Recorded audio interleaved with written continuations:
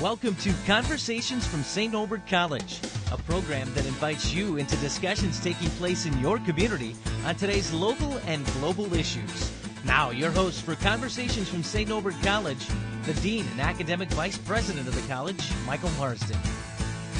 Good evening. My name is Michael Marsden, and I'm your host for this edition of Conversations from St. Norbert College. Our special guest this evening is Dr. Gratzia Villarroel, Associate Professor of Political Science.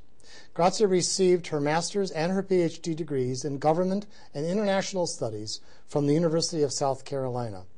She recently returned from a year's sabbatical as a Santo Domingo visiting scholar at Harvard University's David Rockefeller Center for Latin American Studies. She is the author of numerous academic presentations and publications and is currently working on a book regarding political change and the status of women in South America. Our topic this evening is the educational opportunities about international issues that we are being afforded to our students here at St. Norbert College. Gratzia, welcome to our program. We're very pleased to have you. Thank you, Mike. A couple of programs that our students have been involved in here at St. Norbert College since the 1990s. The first one, I think, was in the early 90s, and that was the American Model United Nations Conference, which occurs in Chicago each year. And the second, since 1996, has been the United Nations Seminar, which I think you've been much more directly involved in over these years. What are the differences between these two programs, and why do we participate in them? Thank you very much, for that question, because it is really important to see the distinction between them. In the early 1990s, we had a program which is the Model UN, which is a simulation of the United Nations. Okay. Students typically choose a country, they study various issues related to that country, and then they participate with other students who are studying other countries, and we used to go to the Chicago conference. So then they would simulate Security Council meeting, or they would simulate a General Assembly meeting. To teach the students how the UN worked. Exactly, and that's what we would work on. And so they would become real experts on a specific country, but also on the procedures of the United Nations. And the whole purpose was to let them know how the organization works. What was really interesting, and the opportunity we had, is one year through the International Center, we had a guest speaker here from Marquette University, Professor Larry LeBlanc. And I had told him that I was doing the Model UN for several years, and he said, I will show you a program that's so much more interesting, and it was the UN seminar, and Marquette University was doing that. He had been doing it since 1975. And so he asked if we would join him, and so I did start going. First I went by myself, but then the following year in 1996, I started taking students.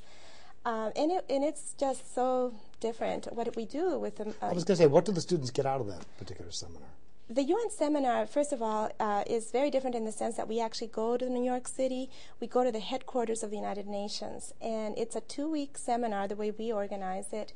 And the first week, they meet with UN officials. They meet with peacekeeping officials. They meet with people who work with refugees. They meet with just a variety of people who work with the UN Secretariat. And then the second week, they meet with UN diplomats. And so they meet with representatives from Iran, representatives from Saudi Arabia, representatives from the United States. So it's a very different program because they really get to see the UN in action in a very direct way. What they get from this program is they get to see the making of international relations right at the source. On many occasions when we've been there, there were events that were happening as we were there, and so students really got a feel for what happens. Yeah. Now, what time of the year does this occur? We usually go in the month of May. It typically happens in the last week of May and first week of June. We vary that a little bit, but in generally that's when we go. And it's a perfect time to be there because it's not as busy as in September when the UN opens with the General Assembly. But also it's a really nice time to be in New York, and students get an opportunity to see other areas of New York. Well, more than a dozen years of you doing the Model UN, about the United Nations Seminar, what have been some of the most extraordinary experiences that you can recall? Some things that really stand out in your mind as special. Well, I think one of the most interesting things is that we are able to see specific events as they're happening. Such as? For example, in 1996, right after the Bosnian War had finished the year before, we were able to talk with a member of the Bosnia-Herzegovina mission who talked to us about how they were reconstructing, how they were dealing with the rape victims of the war. In 1996, we also were able to hear how the U.S. was really starting to turn its back on the Secretary General Boutros Ghali and how they were already aiming for a new Secretary General who ended up being Kofi Annan. And in 1998, we were there when the Pakistani government tested its nuclear weapons. We were there in 1999 when the Palestinians were getting ready to declare a new nation state, and then it didn't happen. So we've had an opportunity over the years to see so many events as they were happening, and we were able to get an account right from the mission, from the people who are actually the ones who then go sometimes to the Security Council and make a case for their countries. So there have been just numerous occasions like that. Is there one that stands out in your mind as maybe the most significant seminar that you and your students attended in those? Well, I guess it's been like 13, almost going on 14 years now. So yes, I think more than anything, it's certain. I think we could go almost in any year and find something really, really interesting. But one thing that I found very interesting is that we were able to go to the Iraqi mission while Saddam Hussein was still, in power. And so what we saw is that we would get the officials from the Iraqi mission telling us about the impact of the economic sanctions on the country, and it was always very interesting for our students first to go to the mission and also to hear this perspective from a country that we would consider our enemy. And I think that is one of the really interesting things about the seminars. Students are able to see different perspectives on international relations, and they also hear people make the case for their countries. And unfiltered by the media. Exactly, unfiltered by the media. And then I tell them, you make your own choice. You don't have to buy what they say, but you do need to just be open to hearing what they're talking about. And so I would say that was always really interesting for our students. In general, we've always had Israel and Palestine.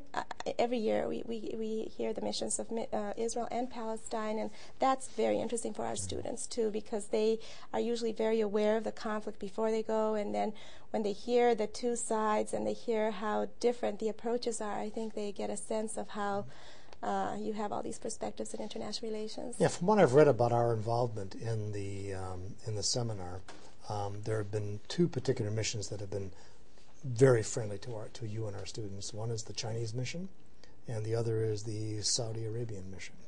What do they do that's special and seems so welcoming that maybe isn't extended in the same way to our students by other missions? Well, I think they have been really, I think one of the things is that students really are excited to go to these missions, number one. But what they do is, the Chinese mission, this last time we were there, they really gave us a tour of the entire mission, which is sometimes really difficult because there are security concerns and all of that. And but also that they took the time to bring several officials from the mission, and they are a very busy mission. China has so many issues going on that they really have to dedicate, people to meet with our students, and I think they really enjoy that. One particularly interesting thing that we had this year at the Chinese mission is that in our delegation from St. Norbert College, we had several Chinese students, and I think they were surprised, and our students loved it. Our Chinese students especially loved the idea of going there. And the Saudi Arabia mission has been particularly very generous and very hospitable with St. Norbert College. They have, at different years, they have invited us for dinner. They had one year they invited us to a dinner that was hosted by the African Union. One year they gave the students OPEC pens, and the students loved the pens they got from the OPEC nations. They also permitted us to go to the Security Council, exactly where everybody sits, and that's an area where we can usually not go in a regular tour of the UN. But they brought you in. They brought us in because they had the clearance to do that. So they have been very, very generous. But I would say a lot of other missions have also been very generous over the years, because oftentimes they have a little reception for us, and they always treat our students with a lot of respect and very well. Oh, sounds wonderful for our students. Now, this past September, you and several of our students traveled to New York to participate in the opening of the UN General Assembly. And I think, as I understood it, you had an opportunity to have dinner with the president of Iran and to talk about some of the issues with the president, or at least be there when those issues were discussed. Tell us about that. That must have been an extraordinary experience. Yes, that was definitely an extraordinary experience. Because we do visit the Iranian mission through the UN seminar, we were invited with several other universities, such as Columbia and Yale and Brandeis, to attend this dinner with President Ahmadinejad. And it was really, really an amazing opportunity for our students because they were able not only to meet the president, but also to hear how he responded to a lot of these questions. A lot of them were very controversial for him and very direct. I'm sure they were. And so it was an opportunity to see how he responds to that, and also to see the reaction from the audience. So I think that was just really, really an important opportunity for students. But what was also interesting is that on that same day, of course, there were many demonstrations against Ahmadinejad by Iranian Americans, and it was the city, New York, was full of people demonstrating against him. So they were able to see, again, both sides of an issue. Iranian Americans demonstrating against their own president, and then the president of Iran defending against some of the accusations that were being made against him. How many questions did he answer? These questions came from the students who were in attendance, correct? Exactly, from the students who were in attendance. He answered about maybe 15 to 20 questions. It was hard because he wanted to go on with some questions, but of course then there were so many people who wanted to ask questions. So, but he tried to answer as many as he could, and he stayed much later probably than he would have to try to get everybody. But what he also did is after he was done, he met with people who wanted to talk with him, and so some of our students were able to go in and talk to him directly. So that was really... what did you personally learn from that experience that you sort of didn't anticipate?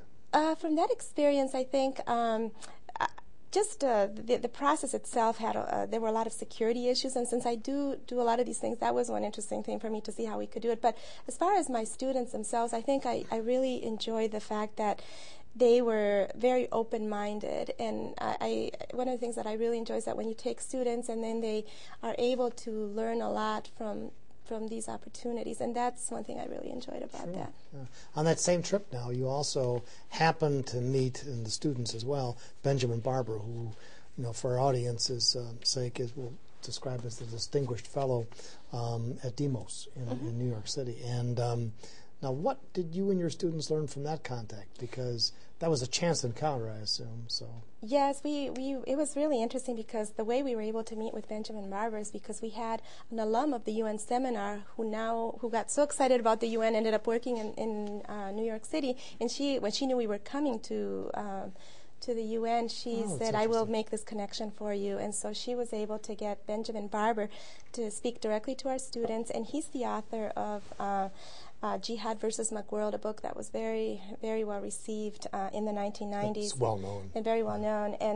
And so when we met with him, we had an opportunity probably for two really interesting things. One of them is that he has an initiative which is called Interdependence Day, in which he tries to really emphasize the importance of civic engagement for people all over the world. And so our students were able to hear about this new initiative that he's been working on for the last 5 or so years.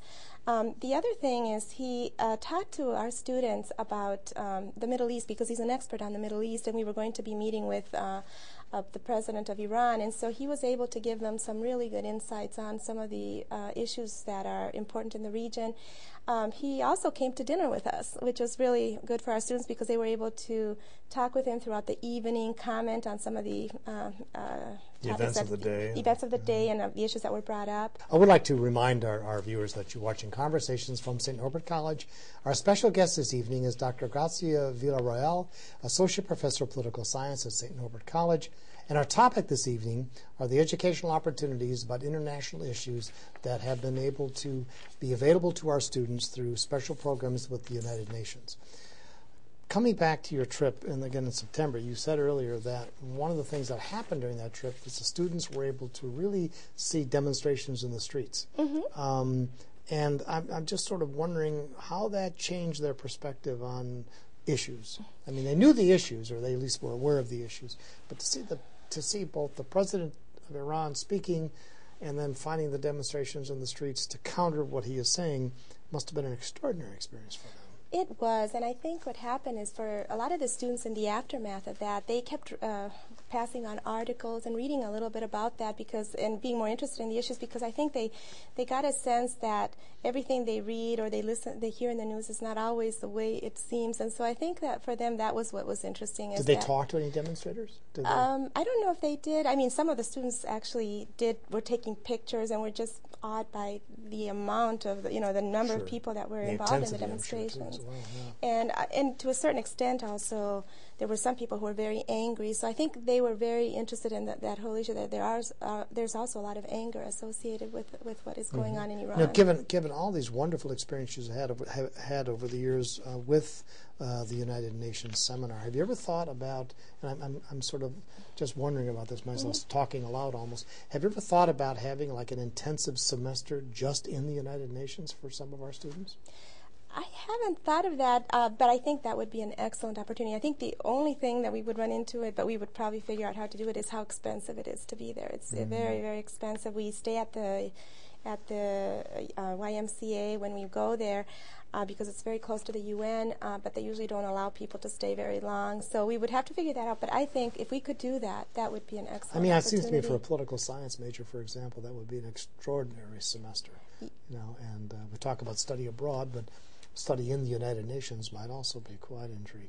And that is such a great idea, because I don't think any school has it. I know schools who go there, very few schools who do the program like the one we do, but that would go for a whole semester. That is not something that we would do it. Columbia University can do it because they're right there. Yes, sure. But I think that would be very interesting if we could plan that out. Well, something to think about in the future, I guess. Now, let's switch topics to some extent and talk a little bit about the Washington semester, which is another program that you're involved in. And you've been working in this program for about 20 years, correct? Yeah, probably about, around, probably 15 years. 15 years. Mm-hmm. And that's a program where our students go to Washington for the semester. Mm-hmm. And they both take courses, but they also are connected to an office of the federal government in some way, shape, or form, correct? That's correct. And it's a program that is sponsored by the American University, and what they do is they let our students go to this Washington semester, and usually they have a specific seminar that they are involved in, and it could be on foreign policy, American politics. They've added two really interesting programs in the last few years. One of them is international law, and they go to the UN and to Europe. Wow. And actually, I have helped them set that up because of our program that we have at St. Norbert College.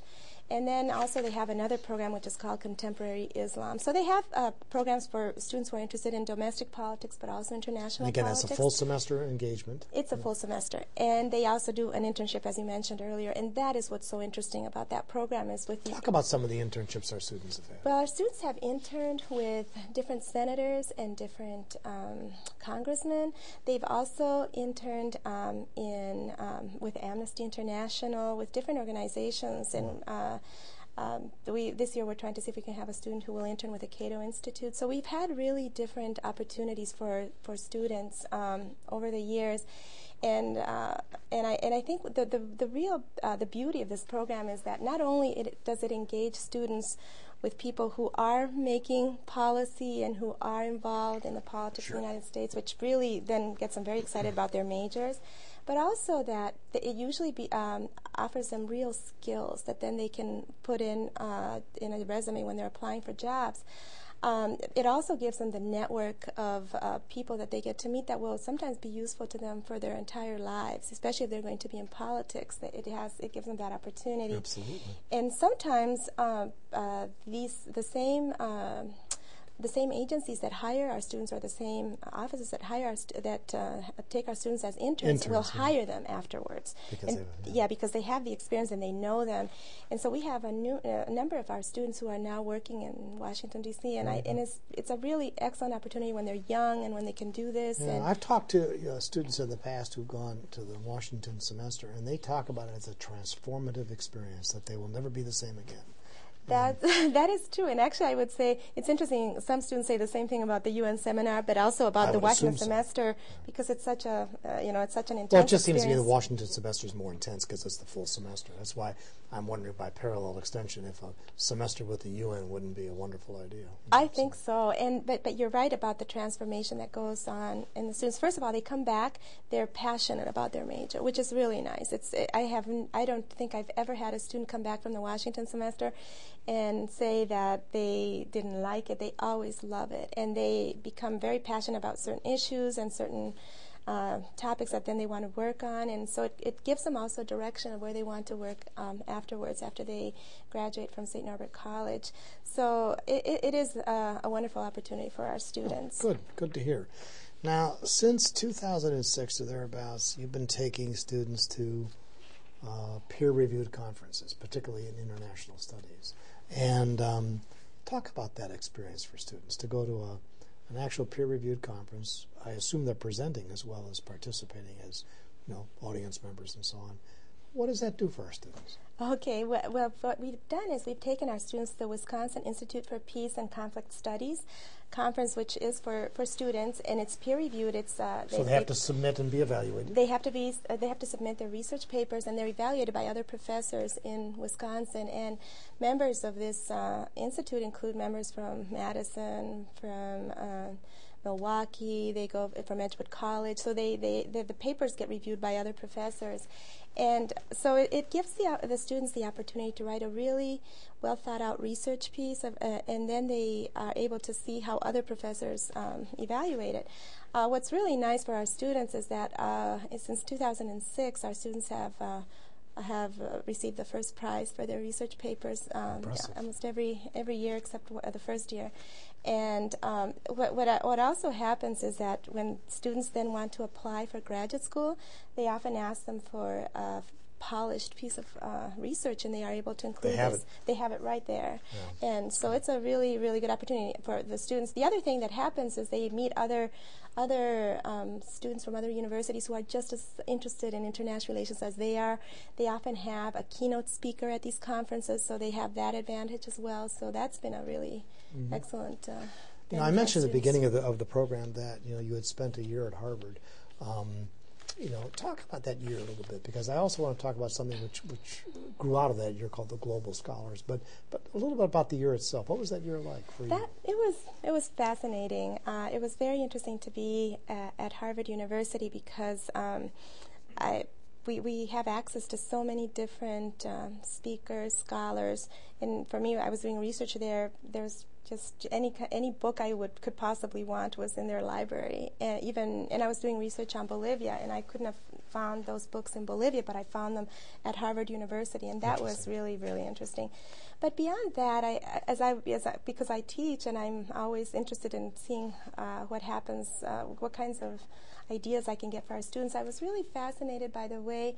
On many occasions, Harvard students, undergraduates, had the opportunity to have small group discussions with really important speakers, and so I think that was like campus visitors. Campus visitors, yeah, and it was not just one big event where they get to see him in a lecture, but small groups of students meeting, maybe 15 students with a very well-known speaker, and I think that would happen very regularly. It would happen week after week after week, and so after a while, the students acquire so much knowledge just from attending these small gatherings, and I thought that was something that really influenced the decision of maybe doing something here at St. Norbert as well, and trying to always have our students, give students the opportunity to meet some of these speakers and be able to ask questions directly.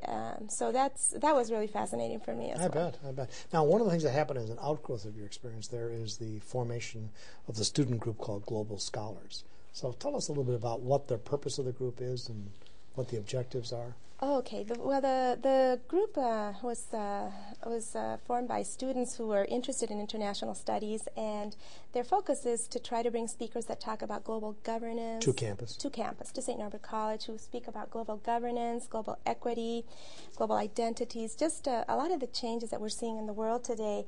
And they've already invited several people last semester, and they have a whole program for this year. But the idea behind that is it gives our students, first of all, leadership experience in organizing these things, but also direct contact with some of these speakers, where they try to bring in the speakers and they try to figure out how they will meet with them and speak with the various speakers.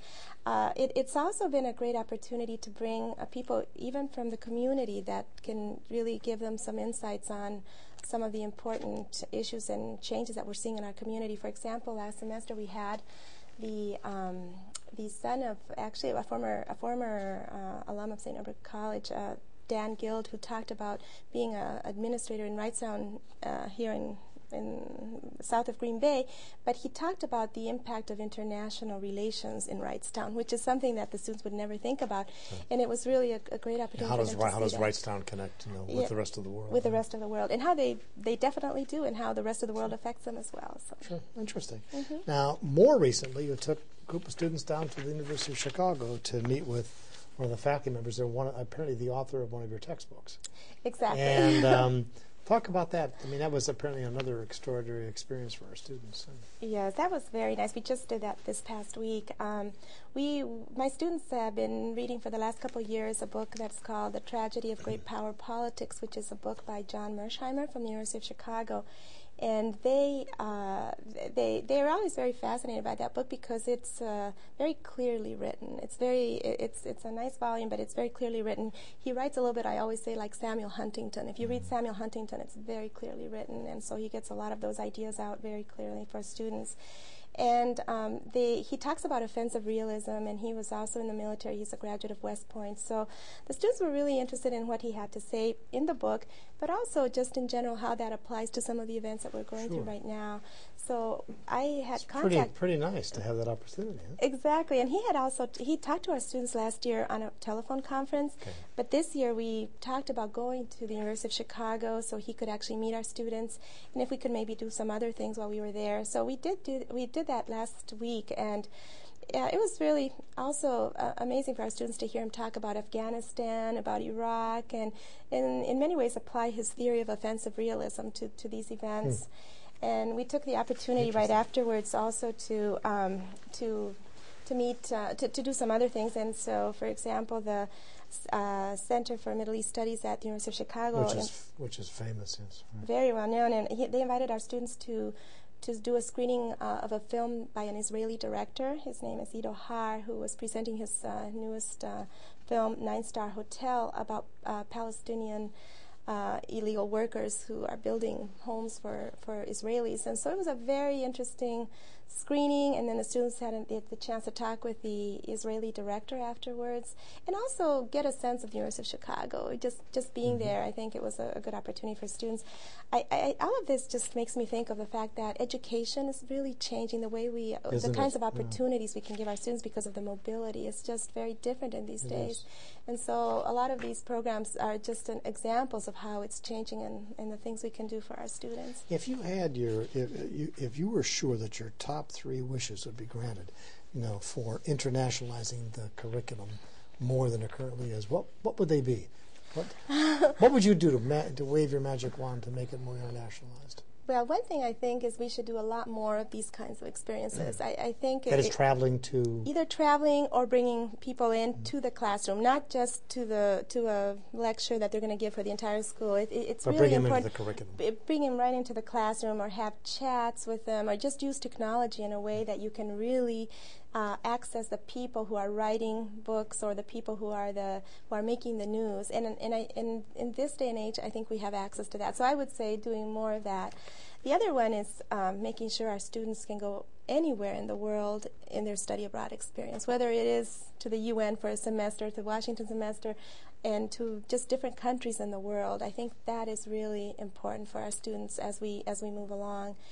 I think the third one would be probably collaboration. Right now we are in a situation where we can collaborate with scholars and professors from different parts of the world. For the UN seminar, we've already started doing that. We've brought in professors from Holland, professors from India, professors from Germany, and I'm originally from Bolivia. So just the idea of collaborating with professors from all over the world as we teach about international relations, I think that's another really important step. Those are good wishes. I hope they come true. Thank you. They come true. I would like to thank our very special guest this evening, Dr. Gratzia Villarroel, for sharing her expertise with us today.